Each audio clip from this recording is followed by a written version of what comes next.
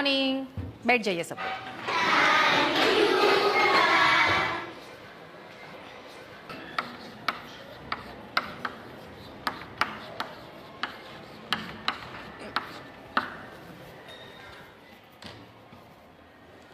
आप सबने अपना होमवर्क किया? अदिति, तुम सुनाओ। मेरे पापा एक बहुत ही अच्छे चित्रकार हैं